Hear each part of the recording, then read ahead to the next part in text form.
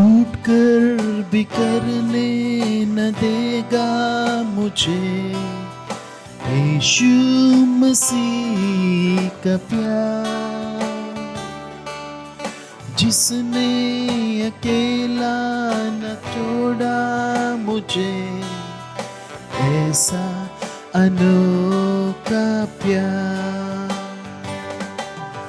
टूट कर भी करने न देगा मुझे यीशु मसीह का प्यार, जिसने अकेला न छोड़ा मुझे, ऐसा अनोखा प्यार। माँ की तरह निता में गहो, गिरने न देगा मुझे, मेरी आंखों के आंसू को पोंछेगा वो, बाहों में लेगा मुझे। माँ की तरह मुझे थामेगा वो, गिरने न देगा मुझे, मेरे आंखों के आंसू को पोंछेगा वो, बाहों में लेगा मुझे। यीशुआ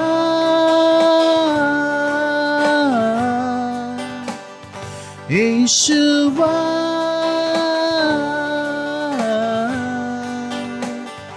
यीशुआ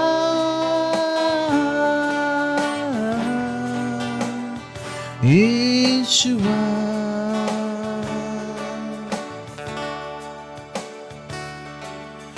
मेरी निर्बलता में मेरी समर्थ, यीशु मसीह का प्यार,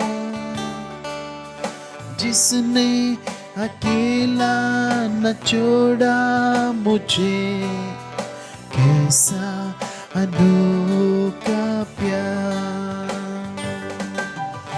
मेरी निर्बलता में मेरे समर्थ, यीशु मसीह का प्यार, जिसने अकेला न छोड़ा मुझे, कैसा अनोखा प्यार।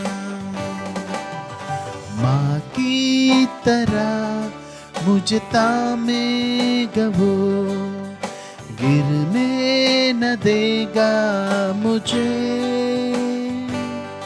मेरे आंखों के आंसू को पोंछेगा वो, बाहों में देगा मुझे, मेरे आंखों के आंसू को पोंछेगा वो, बाहों में लेगा मुझे। यीशुआ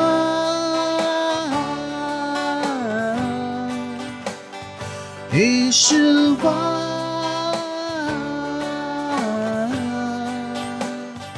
यीशुआ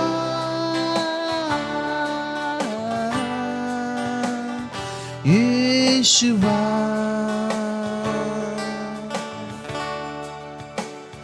यीशुआ।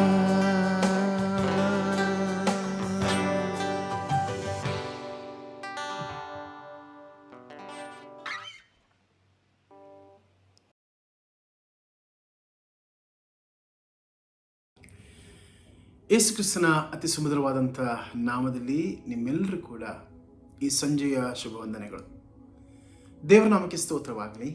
ಶ್ರಮ ದಿವಸದ 27ನೇ ದಿನದ ಧ್ಯಾನಕ್ಕೆ ನಿಮ್ಮೆಲ್ಲರನ್ನು ಪ್ರೀತಿಪೂರ್ವಕವಾಗಿ ಸ್ವಾಗತಿಸ್ತೇನೆ. ಕರ್ತನ ಪ್ರೀತಿಯುಳ್ಳಂಥ ದೇವಜನರೇ, ಇಂದಿನಿಂದ ಮುಂದಿನ 14 ದಿನ ನಾವು ಶ್ರಮ ದಿವಸಕ್ಕೆ ಸಂಬಂಧಪಟ್ಟಂಥ ಕೆಲವು ಪ್ಯಾಸೇಜ್ಗಳನ್ನು ನಾವು ಧ್ಯಾನ ಮಾಡಲಿಕ್ಕಿದ್ದೇವೆ. ಇವತ್ತು ನಾನು ಧ್ಯಾನ ಮಾಡುವಂಥ ವಿಷಯ ಪೇತ್ರನ ಅಲ್ಲಗಳೆಯುವಿಕೆ. Denial of Peter. ನಾವು ನೋಡ್ತೇವೆ ಲೂಕನು ಬರೆದ ಸುವಾರ್ತೆಯಲ್ಲಿ, ಮತ್ತಾಯನು ಬರೆದ ಸುವಾರ್ತೆಯಲ್ಲಿ, ಮಾತ್ರವಲ್ಲ ಮಾರ್ಕನ ಸುವಾರ್ತೆಯಲ್ಲಿ ನಾವು ಈ ಪ್ಯಾಸೇಜ್ ನಾವು ನೋಡುವಂಥದ್ದಾಗಿದ್ದೇವೆ. ಪೇತ್ರನು, ನಾವು ಆತನ ವಿಷಯದಲ್ಲಿ ವ್ಯಕ್ತಿ ಧ್ಯಾನದಲ್ಲಿ ನಾವು ಅದನ್ನು ನೋಡಿದ್ದೇವೆ. ಪೇತ್ರನ ವಿಷಯವಾಗಿ he is a bold person. ಒಂದು ರೀತಿಯಲ್ಲಿ ಆತನು ದೃಢವಾಗಿದ್ದಂಥ, ಮಾತ್ರವಲ್ಲ ಶಿಷ್ಯರಲ್ಲಿ ಒಬ್ಬ ಪ್ರಾಯಸ್ಥನಾದಂಥ ವ್ಯಕ್ತಿ. ಯೇಸು ಸ್ವಾಮಿಯನ್ನು ಆತನ ತಮ್ಮನ ಮೂಲಕವಾಗಿ ಹಿಂಬಾಲಿಸಿದಂಥ ವ್ಯಕ್ತಿ ನಮ್ಗೆ ಗೊತ್ತಿದೆ. ಇಲ್ಲಿ ನಾವು ಕೇವಲ ಆ ಅಲ್ಲಗಳೆಯುವಿಕೆಯ ಧ್ಯಾನವನ್ನು ನಾವು ಮಾತ್ರ ಮಾಡ್ತೇವೆ. ಯಾಕೆ ಪೇತ್ರನು ಯೇಸು ಸ್ವಾಮಿಯ ಸಂಬಂಧದಲ್ಲಿ ಇಷ್ಟು ವೀಕ್ ಆಗಿ ಕಂಡು ಬರ್ತಾನೆ, ಇಷ್ಟು ಬಲಹೀನನಾಗಿ ಕಂಡು ಬರ್ತಾನೆ, ನಾವು ಅದನ್ನು ಧ್ಯಾನ ಮಾಡಲಿಕ್ಕಿದ್ದೇವೆ. ಮೊದಲನೇದಾಗಿ ಆತನಲ್ಲಿದ್ದಂಥ ಓವರ್ ಕಾನ್ಫಿಡೆನ್ಸ್. ನಾವು ಲೂಕ್ ಚಾಪ್ಟರ್ 22 ಅದರಲ್ಲಿ 33 ಮತ್ತು 34 ನಾವು ನೋಡ್ತೇವೆ ಯೇಸು ಸ್ವಾಮಿ ತನ್ನ ಶ್ರಮೆ ಮರಣವನ್ನು ಮುಂತಿಳಿಸುವಾಗ ಪೇತ್ರನು ಅಲ್ಲಿ ಓವರ್ ಕಾನ್ಫಿಡೆನ್ಸ್ ಅನ್ನು ತೋರಿಸ್ತಾನೆ. ಆತನು ಹೇಳ್ತಾನೆ, ಸ್ವಾಮಿ 33ನೇ ವಚನ, ಲೂಕ್ ಚಾಪ್ಟರ್ 22 ವರ್ಸ್ 33, ಆದರೆ ಅವನು, ಸ್ವಾಮಿ, ನಿನ್ನ ಸಂಗಡ ಸೆರೆಮನೆ ಹೋಗುವುದಕ್ಕೂ ಸಾಯುವುದಕ್ಕೂ ನಾನು ಸಿದ್ಧನಾಗಿದ್ದೇನೆ ಎಂಬುದಾಗಿ ಹೇಳ್ತಾನೆ. ಕರ್ತನ ಪ್ರೀತಿಯುಳ್ಳ ದೇವಜನರೇ, ಈತನಲ್ಲಿ ಒಂದು ಓವರ್ ಕಾನ್ಫಿಡೆನ್ಸ್ ನಾವು ನೋಡ್ತೇವೆ. ಆತನ ಕಾನ್ಫಿಡೆನ್ಸ್ ಅದು ಓವರ್ ಕಾನ್ಫಿಡೆನ್ಸ್ ಆಗಲಿಕ್ಕೆ ಕಾರಣ ಏನು? Because there is no proper preparation.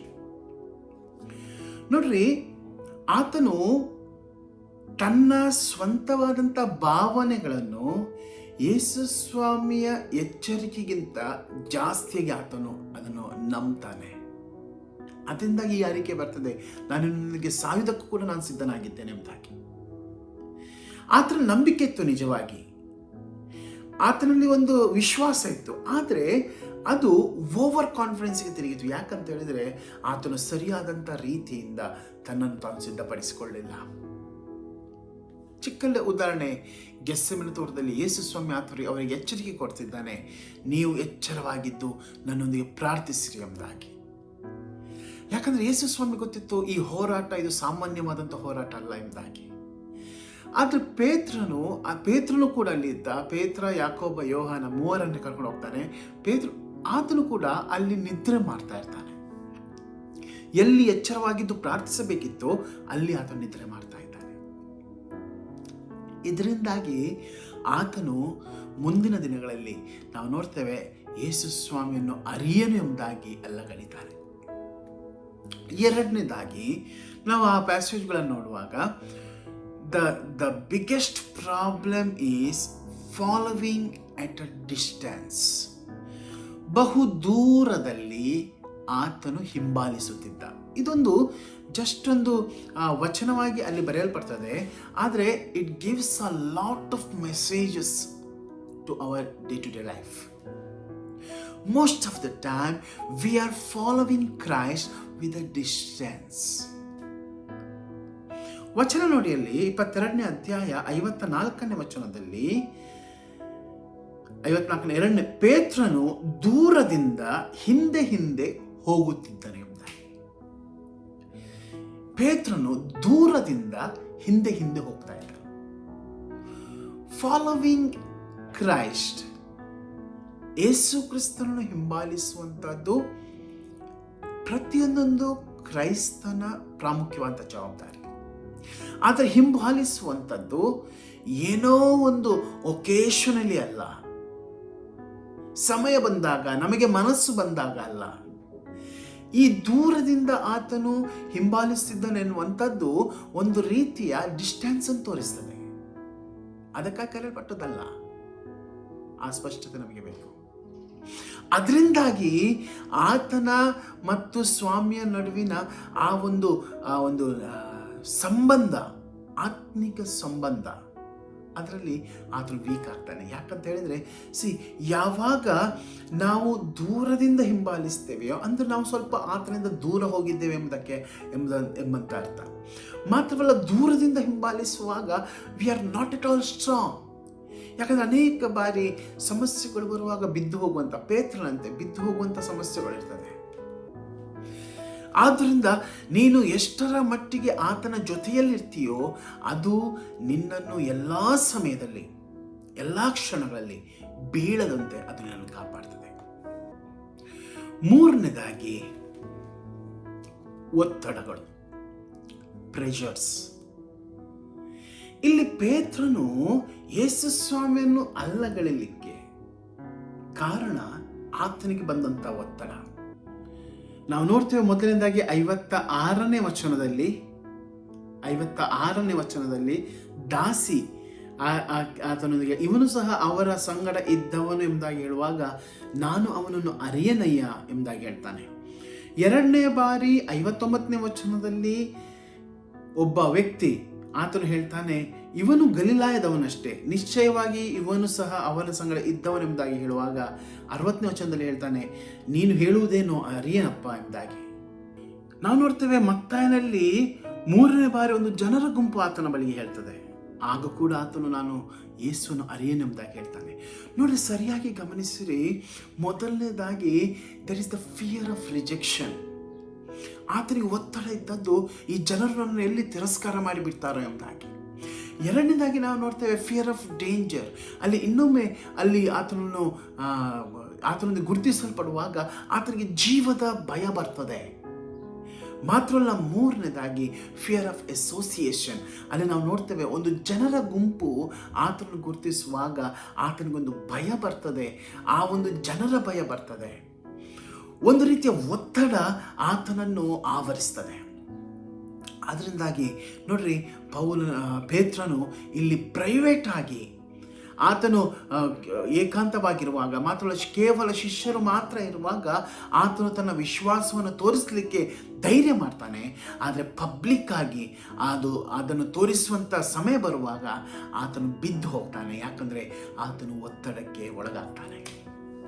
ಕರ್ತನಲ್ಲಿ ಪ್ರೀತಿಯುಳ್ಳಂಥ ದೇವಜನರೇ, ಅಲ್ಲಗಳೆದಂಥ ಪೇತ್ರನನ್ನು ಯೇಸು ಸ್ವಾಮಿ ಹೇಳಿದಾಗೆ ಒಂದು ಕೋಳಿ ಎಚ್ಚರಿಸ್ತದೆ.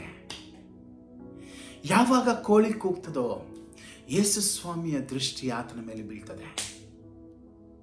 ಯಾವಾಗ ಯೇಸು ಸ್ವಾಮಿಯ ದೃಷ್ಟಿ ಆತನ ಮೇಲೆ ಬೀಳ್ತದೋ ಆತನು ಮಾನಸಾಂತರ ಹೊಂದ್ತಾನೆ. ಮಾತ್ರವಲ್ಲ, ಪಶ್ಚಾತ್ತಾಪಪಟ್ಟು ಸ್ವಾಮಿ ಬಳಿಯಲ್ಲಿ ನಾವು ನೋಡ್ತೇವೆ. ಮತ್ತಾಯನ ಸುವಾರ್ತೆ 26ನೇ ಅಧ್ಯಾಯ 25ನೇ ವಚನದಲ್ಲಿ ವ್ಯಥೆ ಪಟ್ಟು ಆತನು ಅಳ್ತಾನೆ. ತನ್ನ ತಪ್ಪಿಗಾಗಿ ಅಳ್ತಾನೆ, ತನ್ನ ಪಾಪಕ್ಕಾಗಿ ಅಳ್ತಾನೆ. ಕರ್ತನ ಪ್ರೀತಿಯುಳ್ಳ ದೇವಜನರು, ಅನೇಕ ಬಾರಿ ನಾವು ಕೂಡ ಇಂಥ ಒತ್ತಡಕ್ಕೆ ನಾವು ಒಳಗಾಗಿದ್ದೇವೆ. ಅನೇಕ ಬಾರಿ ಬಹಳ ದೂರದಿಂದ ನಾವು ಆತನ್ನು ಹಿಂಬಾಲಿಸ್ತಾ ಇದ್ದೇವೆ. ಅನೇಕ ಬಾರಿ ನಮ್ಮ ಓವರ್ ಕಾನ್ಫಿಡೆನ್ಸ್, ಅನೇಕ ಬಾರಿ ಸ್ಪಿರಿಚುವಾಲಿಟಿ ಅನ್ನುವಂಥದ್ದು ಕೂಡ ಪ್ರೈಡಿಗೆ ನಡೆಸ್ತದೆ. ಸ್ಪಿರಿಚುವಲ್ ಪ್ರೈಡ್ ಎನ್ನುವಂಥದ್ದು ಬಹಳಷ್ಟು ದೊಡ್ಡ ಪಾಪ. ಯಾಕಂದರೆ ಅಲ್ಲಿ we are thinking we are saved and we are ನಮ್ಮ ಯೋಚನೆಯಲ್ಲಿ ಅದು ಹೋಗಿ ಅದು ನಮ್ಮಲ್ಲಿ ಒಂದು ಪ್ರೈಡನ್ನು ಉಂಟು ಮಾಡ್ತದೆ. ನಾವು ಉಳಿದವರೆಲ್ಲ ಪಾಪಿಗಳು, ನಾನು ಮಾತ್ರ ನೀತಿವಂತ ಎನ್ನುವಂಥದ್ದು. ಈ ಸ್ಪಿರಿಚುವಲ್ ಪ್ರೈಡ್ ಕೂಡ ನಮ್ಮನ್ನು ದೇವರಿಂದ ದೂರ ಮಾಡುವಂಥದ್ದು. ಕರ್ತನಲ್ಲಿ ಪ್ರೀತಿಯುಳ್ಳ ದೇವಜನರೇ, ನಮ್ಮನ್ನು ನಾವು ಪರೀಕ್ಷೆ ಮಾಡಿಕೊಳ್ಳೋಣ. ವಾಕ್ಯದ ಅರಿದಾವಲ್ಲಿ ನಮ್ಮನ್ನು ನಾವು ಪರೀಕ್ಷೆ ಮಾಡಿಕೊಳ್ಳೋಣ. ಪ್ರಾರ್ಥನೆ ಮಾಡೋಣ. ಪರಿಶುದ್ಧನಾದ ದೇವರೇ, ಸ್ವಾಮಿ ಕಾಯನಿಗೆ ಸ್ತೋತ್ರ. ನಿನ್ನ ವಾಕ್ಯ ಕಾಯನಿಗೆ ಸ್ತೋತ್ರ. ಸ್ವಾಮಿ, ನೀನು ನಮ್ಮನ್ನು ಕಾಯ್ದು ಕಾಪಾಡಿದ್ದೆ, ಬಲಪಡಿಸಿ ಮುನ್ನಡೆಸಿದೆ, ಅದ ಕಾಯನಿಗೆ ಸ್ತೋತ್ರ. ನಿನ್ನ ಅಪಾರವಾದಂಥ ಪ್ರೀತಿ ಕೃಪೆ ನಡೆಸುವಿಕೆ ಕಾಯನಿಗೆ ಸ್ತೋತ್ರ ಸಲ್ಲಿಸ್ತೇವೆ. ಹೌದು ಸ್ವಾಮಿ, ವಾಕ್ಯದ ಮೂಲಕವಾಗಿ ನಮ್ಮನ್ನು ಎಚ್ಚರಿಸಿದ್ದೆ. ಅನೇಕ ಬಾರಿ ನಮ್ಮ ಜೀವಿತದಲ್ಲಿ ಒತ್ತಡಗಳು ಬರುವಾಗ, ಅನೇಕ ಭಯಗಳು ನಮ್ಮ ಜೀವಿತದಲ್ಲಿ ಬರುವಾಗ, ಅನೇಕ ಬಾರಿ ಸ್ಪಿರಿಚುವಲ್ ಪ್ರೈಡ್ನೆಸ್ ನಮ್ಮ ಜೀವಿತದಲ್ಲಿ ಬರುವಾಗ, ಅನೇಕ ಬಾರಿ ನಾವು ನಿನ್ನಿಂದ ಬಹಳ ದೂರ ಹೋಗುವಾಗ ಅನೇಕ ನೀನು ಮೆಚ್ಚಿದಂಥ ಕಾರ್ಯಗಳನ್ನು ನಾವು ಮಾಡುವಂಥದ್ದಾಗಿದ್ದೇವೆ. ನಮ್ಮನ್ನು ಕ್ಷಮಿಸಿಂದ ಬೇಡ್ಕೊಳ್ತಿದ್ದೇವೆ. ನೀನು ಮೆಚ್ಚಿದಂಥ ಮಾತುಗಳನ್ನು ನಾವು ಆಡಿದ್ದೇವೆ, ನೀನು ಮೆಚ್ಚಿದಂಥ ಕ್ರಿಯೆಗಳನ್ನು ನಾವು ಮಾಡಿದ್ದೇವೆ. ನಮ್ಮನ್ನು ಕ್ಷಮಿಸಿಂದ ಬೇಡ್ಕೊಳ್ತಿದ್ದೇವೆ. ನಿನ್ನ ವಿಶೇಷವಾದ ಕೃಪೆಯಿಂದ ತುಂಬಿಸು, ಆಶೀರ್ವಾದ ತುಂಬಿಸು ಸ್ವಾಮಿ. ಈ ವಾಕ್ಯ ನಮ್ಮನ್ನು ಎಚ್ಚರಿಸುವಂಥದ್ದಾಗಲಿ. ಆರಾಧನೆ ಭಾಗಿಯಾಗಿರುವಂಥ ಪ್ರತಿಯೊಬ್ಬರನ್ನ ಗಾಳಿಸ್ಕೊಪ್ಪಿಸಿಕೊಡ್ತಿದ್ದೇವೆ. ನೀನು ಆಶೀರ್ವಸು, ನೀನು ಬಲಪಡಿಸು, ನೀನು ಮುನ್ನಡೆಸು, ನಿನ್ನ ಆತ್ಮನ ವರಗಳಿಂದ ತುಂಬಿಸು. ನಿನ್ನ ಘನಮಾನ ಮಹಿಮೆ ನಿನಗೆ ಮಾತ್ರವೇ ಸಲ್ಲಲಿ ಸ್ವಾಮಿ. ಈ ಸಮಯಕ್ಕಾಗಿ ಮತ್ತೊಂದು ನಿನಗೆ ಸ್ತೋತ್ರ ಸಲ್ಲಿಸ್ತೇವೆ ಸ್ವಾಮಿ. ನಿನ್ನ ವಿಶೇಷವಾದ ಕೃಪೆಗಾಗಿ ನಿನಗೆ ಸ್ತೋತ್ರ, ಆಶೀರ್ವಾದಗಳಿಗಾಗಿ ನಿನಗೆ ಸ್ತೋತ್ರ. ಘನಮಾನ ಮಹಿಮೆ ನಿನಗೆ ಸಲ್ಲಲಿ. ಯೇಸು ಕ್ರಿಸ್ತ ನಾಮದಲ್ಲಿ ಬೇಡಿದ್ದೇವೆ ನಮ್ಮ ತಂದೆಯೇ, ಆಮೆನ್. ನಮ್ಮ ಕರ್ತನಾದ ಯೇಸು ಕ್ರಿಸ್ತನ ಕೃಪೆ, ತಂದೆ ಆ ದೇವರ ಪ್ರೀತಿ, ಪರಿಶುದ್ಧಾತ್ಮನಂತೆ ಶಾಂತಿ ಸಮಾಧಾನ ನಮ್ಮೆಲ್ಲರೊಂದಿಗೆ ಎಂದಿಯಾವತ್ತಲ್ಲಿ ಆಗಿರಲಿ. ಆಮೆನ್.